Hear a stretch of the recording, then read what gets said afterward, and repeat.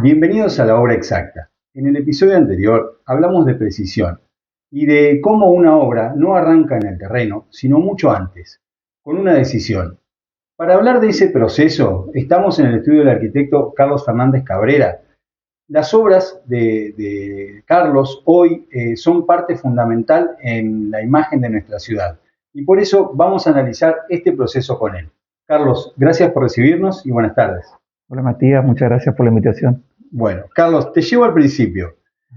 Quiero arrancar preguntándote cómo llegó la arquitectura a tu vida o en qué momento decidiste que esto era lo tuyo. Bueno, mira, yo vengo de familia de albañiles, de constructores. Mi papá era constructor, así que bueno, siempre desde muy chico en mi casa había planos de obra. Claro, Muchas veces lo acompañaba mi papá a las obras, o sea que andaba medio metido. Y bueno, así que ya en ese momento me gustaba mucho el dibujo. Después hice el secundario en artes visuales. Entonces también ahí, viste que tenés muchas materias relacionadas con, no solo con el arte, sino con la arquitectura. claro. Y tenía una profesora que es arquitecta, la arquitecta Laura Fontán, de acá de Concordia, que fue un poco la que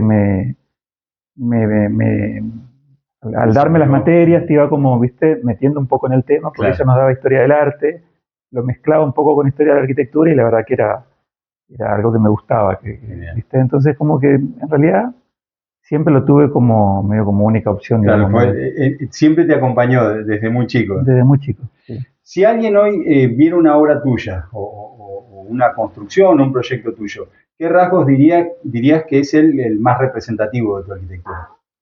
Bueno, mira, en el último tiempo, acá en el estudio lo que por ahí le estamos poniendo mucho énfasis es en esa relación que existe entre el espacio interior y el exterior de la vivienda, ¿no? Ya, o de la obra, digamos. Claro, Ya no, es como que el exterior no pasa a ser algo que te queda medio como residual, sino que forma parte del proyecto. Y eso, cuando vos ves los últimos proyectos que hicimos en los últimos 10, 15 años, hay como una línea rectora que los une y que tiene que ver con eso, digamos, son en general obras muy abiertas, claro. usamos mucho superficies vidriadas, el jardín o los exteriores también le damos mucha importancia. Entonces cuando empezás a ver, ya sea obras urbanas, semiurbanas, tiene como esa característica de que el exterior y el interior medio que se confunden y la gente puede disfrutar de todo el espacio. Claro, digamos que el patio es un eje fundamental del proyecto, digamos. Exacto, desde el arranque. Eh, un poco eso me pasó con una obra que fue en el 2015, que fue la que me cambió un poco la manera de pensar la arquitectura, que justamente era una obra en las afueras de Concordia, salíamos del área Claro. urbana, era un terreno bastante grande, de planta cuadrada, así de 40 por 40, y la vivienda era una vivienda hecha con un crédito, con el Claro. crédito Procrear. O sea que contaban con un presupuesto relativamente marcado. Exacto, teníamos un presupuesto reducido, un terreno que era espectacular, y queríamos hacer una obra de cierto valor arquitectónico. Claro. Y entonces, bueno, ahí lo que hicimos fue utilizar muy pocos materiales. La casa es una casa íntegramente de hormigón, algo de madera y, bueno, mucho vidrio. Claro. El terreno tenía muchos árboles que también los dejamos. Y cuando quedó terminada la obra y vos la recorrías y habitabas los espacios y empezabas a ver, eso como que prendió en mí, digamos, una cosa de darle mucho valor y mucha importancia al entorno. Claro. Ya sea el entorno, en este caso no un entorno natural, también el entorno construido. Y ahí es donde empiezan a jugar, como decisión de proyecto, eh, abrir los espacios interiores al exterior. Yo creo que Concordia, aparte por su clima, digamos, viste que la mayoría parte del año el clima es bastante agradable, Sí, sí, o sea, sí, sí. vos podés tener unos días muy fríos, unos días de mucho calor, pero en general el clima es bastante parecido durante todo el año. Entonces eso te permite como jugar mucho Claro. con el hecho de dejar que la casa esté abierta y que se pueda disfrutar de los espacios exteriores. Entonces, bueno, en esa casa que te contaba, también otra cosa que nos pasó es que empezamos un método constructivo que para nosotros en ese momento era nuevo, que era el hormigón armado a la vista. Claro. Esta casa es una casa íntegramente hormigón, o sea, es una losa de 6 por 18, que es como un plano horizontal que cubre todos los espacios. Entonces esa losa vuela y genera también los espacios semicubiertos, Claro. y se van desarrollando el área social, el área de servicio, todo debajo de un solo techo. Y, y bueno, entonces usamos hormigón visto, madera y vidrio. Y eso también nos empezó a definir los proyectos que vinieron después y que hasta hoy. Te daba además, me imagino, un cierto proceso ordenado, porque al tener pocos gremios. Sí, la obra en general es más ordenada, Claro. es hasta mucho más limpia, digamos. No, imagínate que no hay ladrillo, Sí, sí, sí. no hay cal, o sea, hay cemento, hierro, arena, piedra y madera. Claro, Mucha madera, claro. porque tenés que hacer los encofrados. Entonces eso ayuda también a que la obra sea mucho más limpia. Claro. Es un tema totalmente distinto a lo tradicional, digamos, tenés que hasta los planos se dibujan distintos, Claro, tenés sí, que hacer planos de detalle de cómo pasa la instalación eléctrica, la instalación Claro, sanitaria, está todo previsto para encofrar. planos de encofrado, digamos, cómo querés encofrar, para cómo después va a quedar la impronta de la madera en los tabiques Claro. que son también a la vista. Y también lo bueno que tiene el hormigón es que te permite grandes luces sin apoyos. Claro. Entonces nosotros, que eso que te contaba de querer realmente lograr que el interior se viva junto con el exterior, necesitaba grandes luces de superficie vidriada. Claro. Entonces, bueno, eso con el hormigón lo puedes resolver bastante bien. Así que, bueno, un poco esa fue, creo que es la característica de nuestro estudio, digamos, que tiene que ver con cómo se vive la obra y en el uso de los materiales, que generalmente son como muy pocos, como para también darle una síntesis a la obra terminada. Genial.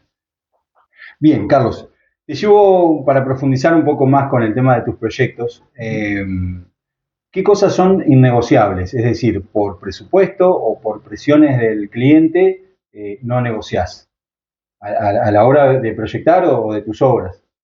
Bueno, hay cosas que directamente siempre digo, no me salen ni dibujarlas, ¿viste? Por ahí te vienen con una idea, ¿cómo te puedo explicar? Muy de formas, que no tienen nada que ver por ahí con el programa o con lo que necesitan. Entonces ahí es como que vos tenés que entrar a hacer un poco de docencia Tal cual, sí. y explicarles por qué sí, por qué no. Digamos, no es que nada se puede negociar, pero sí hay cosas que como que la gente por ahí no las sabe. A pesar de que yo creo que hoy, por ejemplo, en 20 años que llevo de carrera, hoy tenemos un cliente que es mucho más exigente, porque está más informado. Claro. Bueno, hablábamos el otro día de, antes el consumo de revistas de arquitectura o de publicaciones de arquitectura era propio de arquitectos o de estudiantes de arquitectura. Sí, correcto.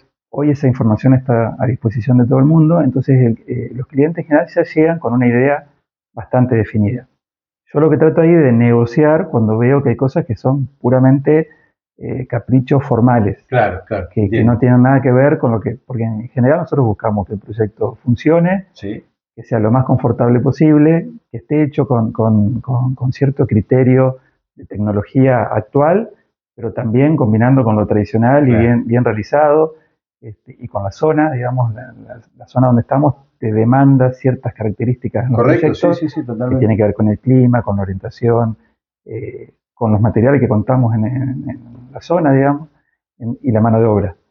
Entonces, todas esas cuestiones por ahí hacen que no es que sea innegociable, sino que empezás a discutir el proyecto desde otro lugar y vos vas acotando a llegar a un resultado que a los clientes les guste. Vos sabés que en uno de los episodios anteriores hablábamos con la arquitecta Juliana Miller de Federación sobre el tema de las redes sociales y Pinterest y toda esta información que desborda a veces sobre la arquitectura y que muchas veces el cliente llega con ideas, como vos decías, fuera de lo posible, de lo realizable. ¿Te ha pasado de tener que bajar a tierra o de borrarle una idea que el cliente traía porque no se adaptaba al terreno, porque no se adaptaba al clima o al método constructivo? Claro, muchas veces pasa esto que vos decís, de que vienen con una foto, digamos, claro, ¿no? Y por ahí la foto es de una casa que está, no sé, en la nieve, que no tiene nada que ver con nuestra historia, ¿no? Pero sí, ese es como un disparador, ¿no? Es como un arranque, porque vos empezás ahí a ver por dónde va y qué idea tiene el cliente de lo que quiere hacer. Claro. Entonces yo, hasta los dibujos que por ahí traen, no descarto nada, sino Claro, que claro. trato desde ahí empezar a indagar, a Un preguntar, a ver, disparador. y vos de ahí empezás. Y Genial. después se concreta por ahí la idea, que lo que hacemos mucho es ir enseguida a ver el terreno, a ver Claro, el lugar. Y yo después paso varias veces en diferentes momentos del día. También vos tenés por un lado, yo por lo menos tengo por un lado la información que nos da el cliente, armás un programa de necesidades y ves más o menos por dónde va. Y después lo otro es el entorno, digamos, el entorno del lugar te da también un montón de información, claro. mucho antes de empezar a hacer las primeras líneas, digamos. Vos empezás a plantearte orientaciones, niveles, si tenés medianeras, qué forma tienen esas medianeras, cuál es mi visual, cuál es mi espalda, un montón de cuestiones, Sí, sí, digamos, sí, ¿viste? Y entonces en realidad no es que nada se puede negociar, en realidad arrancás un periodo de negociación mientras claro. estás en el anteproyecto hasta que llegás a una idea que le gusta al cliente, pero también que nos resulte bien a nosotros, digamos. Correcto, sí, sí. Ampliamos un poco la escala de la charla y te llevo más a la ciudad, a lo urbano. ¿Crees que en la ciudad se está construyendo mejor o simplemente se está construyendo más actualmente? Mira, yo siento que Concordia tuvo como un buen momento en lo que fue principios del siglo pasado hasta ponerle década del 60, 70. Yo Claro, siento que hubo como un quiebre en el momento de que se hace la represa y que hasta sí, ahora creo que no hemos logrado acomodarnos un poco a esa situación. Entonces vos ves lo que se hacía antes, ves por ejemplo, para mí hay tres momentos que me gustan mucho de la arquitectura de Concordia, que es esa primera etapa de principio del siglo donde se hacían las villas italianas, claro. esa inmigración de constructores italianos que se instalaron en Concordia, y vos la ves a la obra hoy, que tiene más de 100 años, Sí, sí, y sí. siguen siendo espectaculares, que con muy poco vos la podés habitar tranquilamente, son obras que están muy bien hechas, donde había muy buenos oficios, Claro, que muchos lamentablemente se se fueron fueron perdiendo, sí. perdiendo. Después hay otro momento que me gusta mucho, que es la obra de Alejo Martínez, que Claro. ya es más cerca de 1930. También es una cosa muy loca que se dio acá en Concordia, de que un Sí, arquitecto que se forma en Buenos Aires, pero que viaja a Europa en el momento del primer modernismo claro. y que después se instala en Se Concordia y instala en tiene la Concordia. posibilidad de hacer no una, sino 30 obras. Ujú, También ahí vos ves cada detalle y ves realmente que había una mano de obra de primera claro. y haciendo ya una arquitectura mucho más Sí, sí, sí, sí. racionalista, yo diría previa al modernismo, pero que tiene, por decirte, viviendas con terraza jardín, es Claro. decir, había un uso del hormigón. Este, eh, es lindo ver ese salto, digamos, en muy poco tiempo de las villas italianas a una arquitectura más moderna. Y después, otro momento que también me gusta mucho, que ya es cuando empiezan a aparecer los primeros arquitectos acá en la ciudad, vos te das cuenta que son obras de 1960, 70, Ujú, algunas obras de tipo de carácter público, que también vos ves ahí ya la profesión en la obra y cómo dirigiendo diferentes oficios de una manera con un tinte muy, muy moderno, ¿no? Y claro. adaptado a la ciudad. Yo ponía como ejemplo, lo hablábamos el otro día, del Mirador del Hostal, el Mirador del Claro. Uruguay, que vos ves que es una obra que es un proyecto súper Sí, moderno, sí, sí, puesto sí, ahí en sí. ese lugar, Aprovecha la topografía. aprovecha la Claro. topografía, con piedra al lugar, Ujú, con mucho vidrio. Entonces ahí ves esa combinación ya de mano de obra especializada, sí, muy sí. buena, y la mano del arquitecto que trae como una arquitectura Claro. moderna a la ciudad y la adapta a la región. Después yo siento que se perdieron hasta hoy muchos oficios, hay cosas que ya no las podemos hacer, Sí. que ya no hay gente que te las haga, y también creo que, pero eso no solo pasa en Concordia, pasa creo que en todo el mundo, que empezamos a ver como modelos de edificios que pueden estar en cualquier Claro, lado. es muy genérica, una arquitectura muy Claro, como genérica. una Sí, globalización de la arquitectura sí, sí, sí. donde vos ves una obra y no sabes si está en Brasil, en Europa o en Estados Unidos. Sí, Cuando antes eso no pasaba, que tiene que ver, bueno, con un clima de época, ¿no? Y claro, con esto que hablábamos recién de la información que hoy está en todos lados. claro. Este, y, y bueno, pero de todos modos yo siento que igual la arquitectura, lo que se construye en Concordia, sigue siendo de muy buena calidad Sí, y de sí, muy buen nivel. sí. O sea, la ciudad inclusive tiene como algo que vos no lo ves en ciudades vecinas, digamos, ¿no? Sí, sí, sí, es Tiene correcto. como una escala, eh, un clima, digamos, que es muy interesante. Es una ciudad que, más allá de que por ahí las situaciones económicas hacen que todo se frene, pero en general cuando la situación económica está bien dada, es una ciudad que crece Sí, muchísimo sí, sí, sí, y que correcto. pasó siempre, en toda nuestra historia pasó lo mismo. A eso aprovecho esto que decís y te quiero llevar justamente a esto del crecimiento de la ciudad y del desarrollo urbano y de cómo nuestra ciudad se ha ido transformando en los últimos años. Eh, ¿Qué cosas ves bien? ¿Qué cosas ves mal? ¿Qué cosas cambiarías en cuestiones urbanas o en esa toma de decisiones del desarrollo de la ciudad? Bueno, yo creo que justamente esto que hablaba hoy de la represa, ¿no?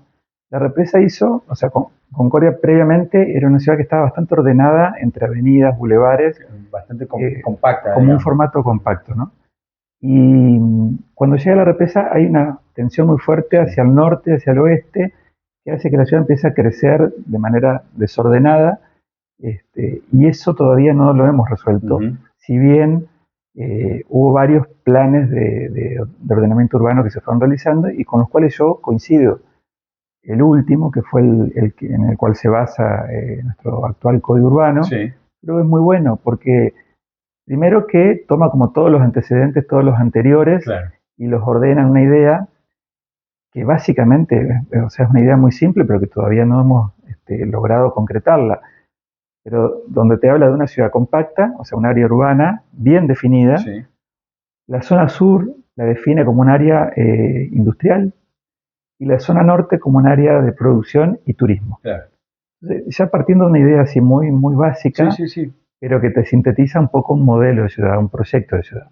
A partir de ahí hay que empezar a tomar decisiones. El código, por suerte, que lo trabajamos en el Colegio de Arquitectos en Sí, los años que yo estuve de presidente y que se ha ido actualizando, un poco sigue esa línea y claro. crea la herramienta como para empezar a dibujar ese proyecto de ciudad.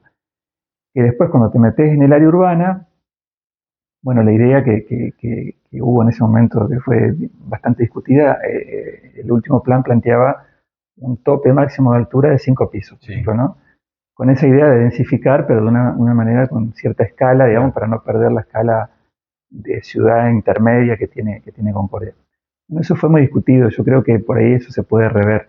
Pero sí hay que pensar que para lograr esto que te digo, de que el área sur sea industrial, el área norte sea solo turismo y Claro. que la ciudad no se desmadre, hay que empezar a densificar ciertas zonas. Totalmente, sí. Yo, por ejemplo, estoy a favor de edificios de planta baja y 3 pisos, Sí. planta baja y 5 pisos, totalmente en contra de las Las torres, torres. Ujú. especialmente en el centro, que es donde se están haciendo. Yo creo que parte de lo que tiene que ver con aplicar un plan urbano tiene que ver con cómo empezás a darle identidad a la A ciudad. la ciudad, claro. Entonces empezás a ver como los diferentes sectores que tiene la ciudad y vos decís, bueno, hay sectores que tenés que empezar a cuidar.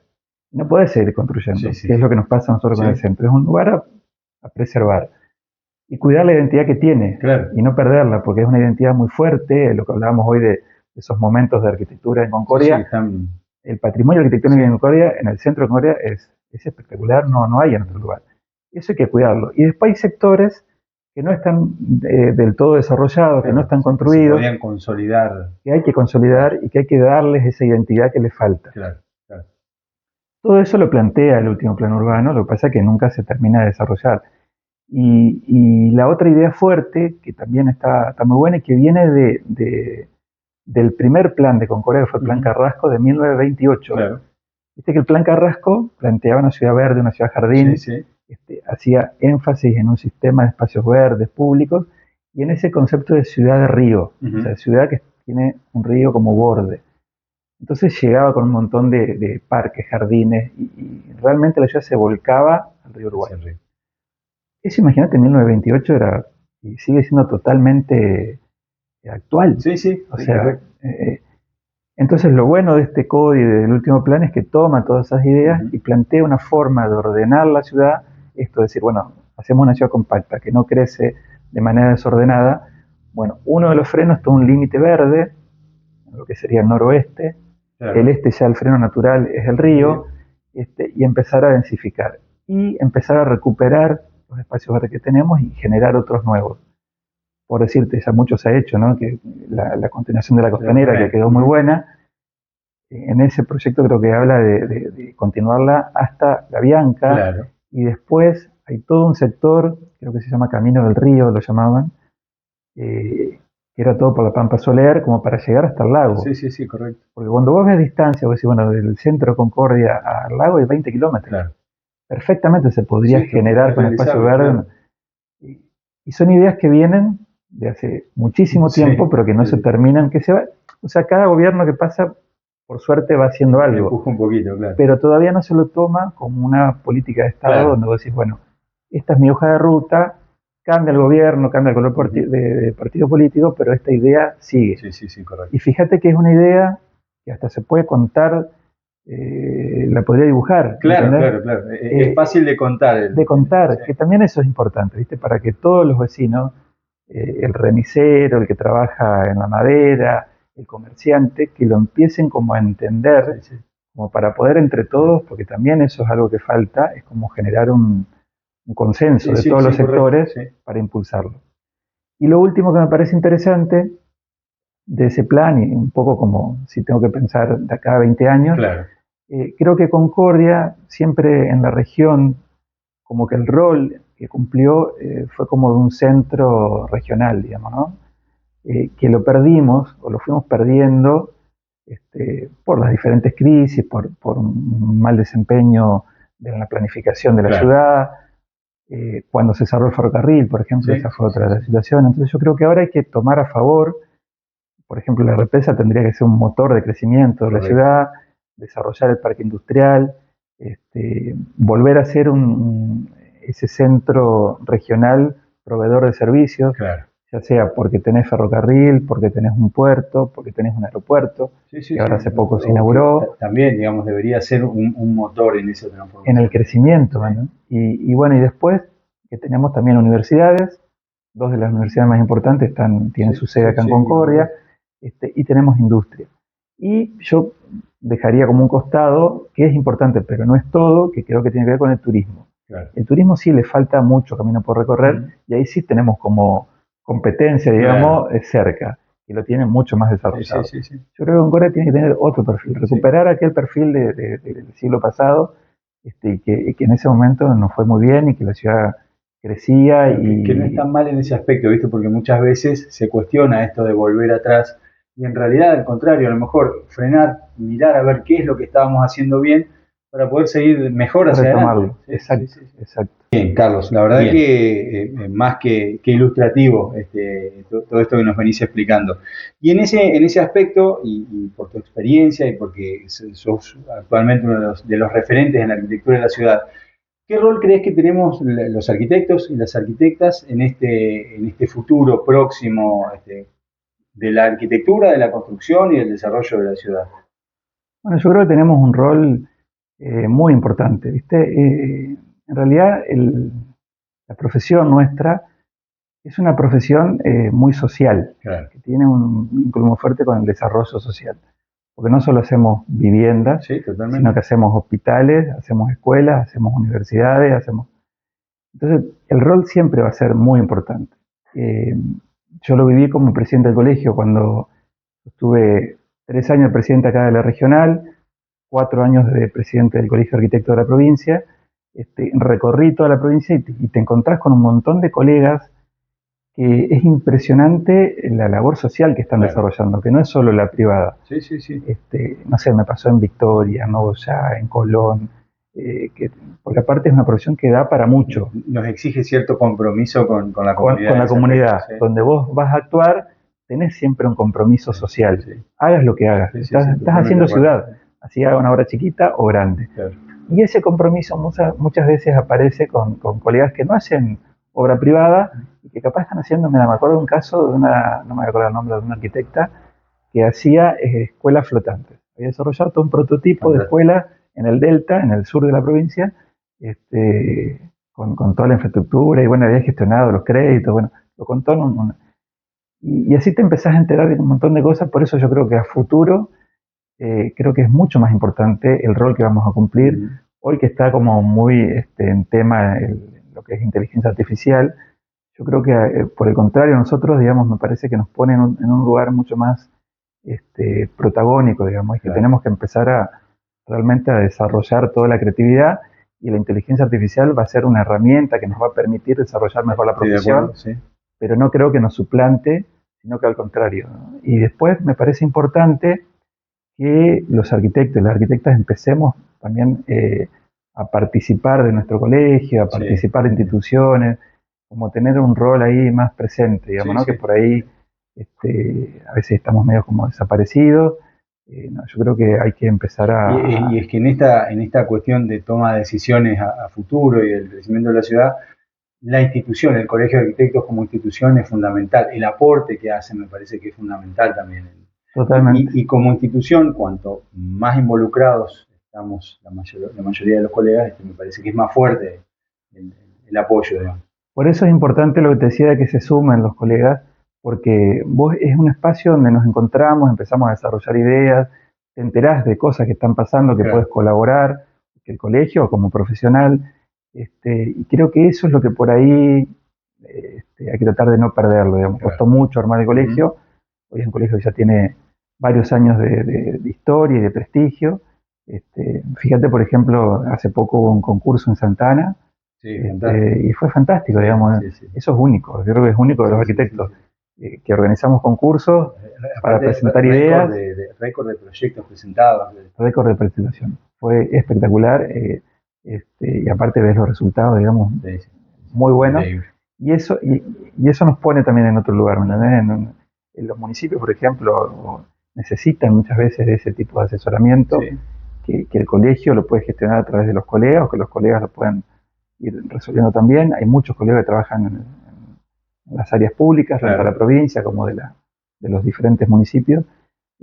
Así que creo que a futuro es sumamente importante que sigamos por nuestro camino desarrollando siempre con creatividad, nuevas ideas, soluciones, y no perder de vista ese rol social que tenemos que es tan importante.